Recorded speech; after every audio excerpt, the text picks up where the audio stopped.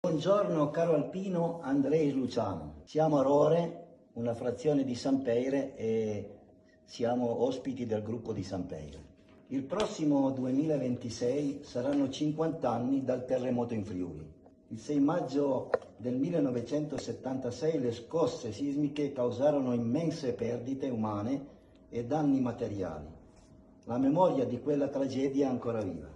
Anche tu fai parte di quei 41 volontari della sezione di Saluzzo che accorsero in aiuto a quella popolazione, al cantiere 5 di Villa Santina.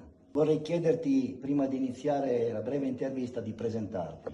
Io sono Luciano Andreis, sono nato il 6 luglio del 1956 e a quei tempi ero residente a Casteldelfino. E sono partito per fare questa esperienza dopo che ho sentito dai media e tutto quanto, dalla televisione, il terremoto del Friuli è stato conosciuto da tutti l'hanno saputo quello che è avvenuto. In estate, e quell'anno lì mi ero appena diplomato, durante l'estate sono stato chiamato dai miei amici, da Luigi De Matteis, ingegnere, promotore di questa missione, io la chiamo missione, per andare in Friuli e dare una mano e immediatamente sono stato colpito e ben impressionato da questa cosa e con entusiasmo ho chiesto ancora ai miei genitori il permesso di poterlo fare, i quali dopo un po' di raccomandazioni e di preoccupazione eccetera mi hanno comunque consentito di farlo, vista la mia maggiore età, perché ormai ero maggiorenne, 20 anni, e visto con chi andavo, cioè andavo a fare questa missione, era tutta gente del posto, avevo i miei amici, l'ingegnere De Matteis conosciuto in valle, quindi tutti quanti, e quindi sono partito volentieri a inizio di settembre a fare questa missione. Quindi tu sei partito dopo la seconda scossa, chiamiamola così, La prima scossa. Dopo la prima. Cioè io sono partito a inizio settembre e la scossa grande credo sia avvenuta il 15. Verso l'11 di settembre. E io con questo gruppo siamo stati là prima che arrivasse questa seconda scossa. Quindi tu sei partito ma il militare non l'avevi ancora fatto? Il militare non l'avevo ancora fatto sono poi partito a gennaio del 77, quindi pochi mesi dopo. Negli Alpini? Negli Alpini, ho fatto l'Alpino a Cuneo, caserma Ignazio Vian, il CAR, e poi sono rimasto lì per tutto l'anno. Ecco, tu hai un ricordo di quella esperienza in Friuli? Cioè, quale località? Nel cantiere, l'abbiamo detto, il cantiere 5, che tipo di lavoro svolgevi? Sì, siamo arrivati al cantiere 5 di Villa Santina, abbiamo il nostro compito, noi eravamo giovani, inesperti in questo tipo di lavoro e quindi non potevamo fare altro che i boccia, i manovali, e quindi il nostro lavoro consisteva nel spingere la carriola, portare la sabbia, portare mattoni, spostare materiali che potevano ingombrare il cantiere, e abbiamo fatto il nostro servizio in questo modo. Sì, quindi la vita del cantiere era praticamente dal mattino alla sera, penso? La vita del cantiere era dal mattino presto alle 8, e quindi ci preparavamo veloci, poi andavamo su questo cantiere che consisteva nella ristrutturazione di una abitazione piccolina, direi, perché era una casa attaccata a una cabina di distribuzione dell'Enel, un'ex cabina di distribuzione dell'Enel, quindi sostanzialmente si doveva creare un'abitazione lì. I lavori erano diretti in quel momento, in quei giorni, dall'ingegnere De Matteis, che era esperto, un ingegnere strutturale, e noi ci aiutavamo. Avevamo anche nella nostra squadra c'era anche già il muratore esperto che lavorava e noi lo servivamo. E alloggiavate in tenda o Allora, l'alloggiamento eravamo presso il cantiere di lavoro che aveva un campo, era sotto un tendone dove avevamo le nostre brande, era diciamo spartano, nel senso come gli alpini veri di quei tempi sotto il tendone, avevamo, mi ricordo che ci lavavamo la faccia fuori al mattino alle 8 e faceva un freddo della miseria e avevamo questi rubinetti, questi lavabili esterni, per cui faceva un freddo della miseria. Penso che in qualche secondo ci lavavamo la faccia e poi partivamo. Ecco. E provavi dei sentimenti mentre lavoravi? Hai qualche episodio o qualche persona che ricordi con affetto? Allora, intanto nel cantiere eravamo il nostro gruppo ed eravamo tra di noi e c'era molto affiatamento e questa era una gran bella cosa e ci aiutavamo l'un l'altro e comunque prendevamo la cosa con allegria e con molto entusiasmo, lavoravamo molto volentieri per questo. La gente che passava di lì ci guardava, ci salutava, vedevi questa cordialità della gente, gratitudine se vogliamo, non ce lo dicevano ma ce lo facevano capire che erano contenti di noi, che eravamo lì a dare una mano, quindi questo ti dava una forza enorme per lavorare. Io non ricordo mai di essere stanco, perché avevo questa adrenalina, questa forza in me, questa voglia di fare per aiutare gli altri che mi dava tutta la forza per far quello.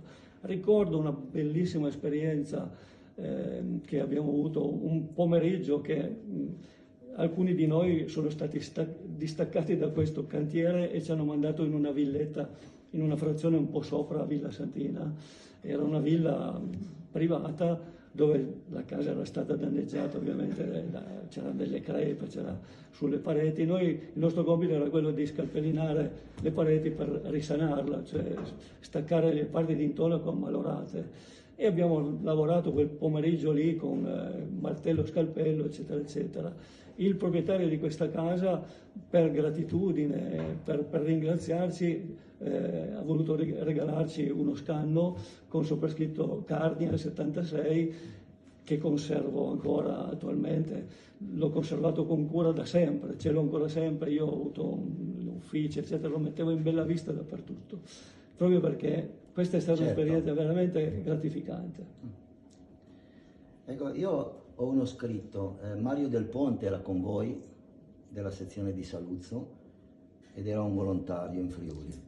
E in un libro del saluzzese Alpini del Monviso scrive: al rientro dal cantiere 5, l'affettuoso ringraziamento con una vigorosa stretta di mano, uniti a un mandi dei fradis furlani, cioè un saluto amichevole dei fratelli friulani. Ecco, quindi il tuo rapporto con la popolazione è stato più che positivo, penso. Direi. Hai mantenuto dei legami anche? Non ho mantenuto purtroppo legami con nessuno, forse perché eravamo così, siamo rimasti in quel cantiere a lavorare sodo per tutti i 10 giorni che siamo rimasti lì. L'unica possibilità che avevamo di incontrare la gente era la sera, quando finivamo il cantiere, e dopo cena uscivamo, andavamo magari al bar o giravamo per le vie del paese. E non è che abbiamo incontrato così tanta gente, il paesino era piccolo, non c'era tutto quel traffico, per cui rapporti personali con gente del posto non ne abbiamo avuti in particolare, ecco. Eravamo piuttosto nel gruppo, certo, tra colleghi. Eravate. E questa esperienza ha influito sulla tua vita, ti ha lasciato qualcosa? Sì, mi ha lasciato, è stata una prima prova che mi ha lasciato proprio il segno che mi sono portato dietro tutta la vita, ancora adesso è così. Mi è servito dapprima, quando sono partito militare a gennaio, ad entrare già nel servizio militare con quello spirito alpino che io sento ancora adesso, quello della solidarietà, dell'aiuto a chi è in difficoltà, anche tra di noi, no? E tutto quello mi è servito per affrontare il servizio militare anche con tutta un'altra visuale. L'ho vissuto bene, l'ho vissuto con questo spirito, mi è servito poi nella vita, andando avanti, per me è stata una guida per tutta la vita, questa cosa di provare soddisfazione ad aiutare gli altri, a fare qualcosa per gli altri. Tant'è vero che poi, finito il militare, sono stato presidente della Pro Loco Casteldelfino, ho fatto anche l'assessore, il sindaco per un po' di anni, ma l'ho fatto sempre con quello spirito, mai con quello di fare la carriera politica o simile. Il mio spirito è quello di dare una mano agli altri. Che hai avuto anche in Friuli. Ed è uno spirito che mi ha dato sempre soddisfazione. Forse non tutti provano soddisfazione nell'aiutare gli altri o comunque a volte piccole cose, non è che la gente poi ti dice grazie di quel che hai fatto, ma non lo voglio avere questo grazie, io lo sento a me e mi dà questa forza, mi ha sempre dato la forza per tutta la vita, ho potuto affrontare difficoltà di ogni genere grazie a questo spirito. Ecco, questa solidarietà, la partecipazione attiva della comunità e dei molti volontari hanno permesso al Friuli di rinascere dalle macerie.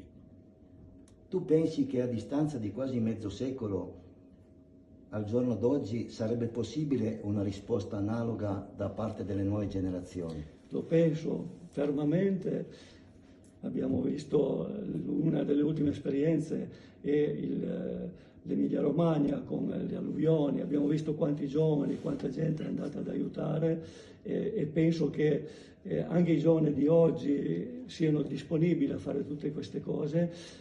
Credo che sia basilare, importante fare quello che l'ANA ha fatto in quell'anno, si è fatta promotrice di gestire queste cose, ci vogliono dei promotori, ci vuole un'organizzazione che ti permetta di dire sì, io vado, come è successo a noi.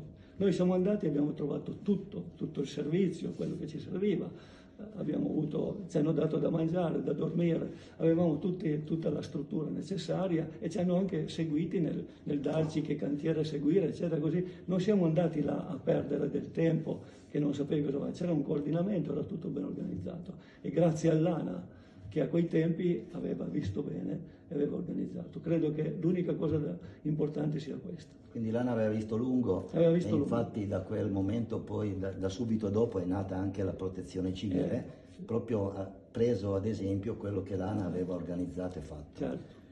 Ecco, io ti ringrazio per la tua disponibilità a nome della sezione alpini, ma penso di tutti gli alpini e anche dei friulani.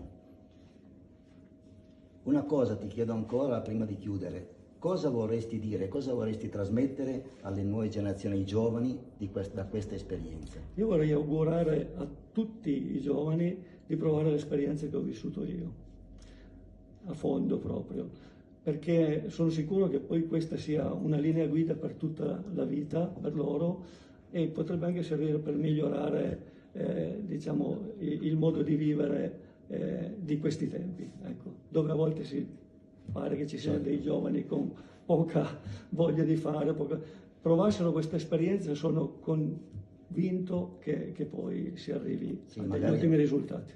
Magari ti crea anche un qualcosa e ti aiuta a credere nei valori che oggi purtroppo sono i valori più importanti. Io ti ringrazio ancora. Grazie a voi, grazie molto.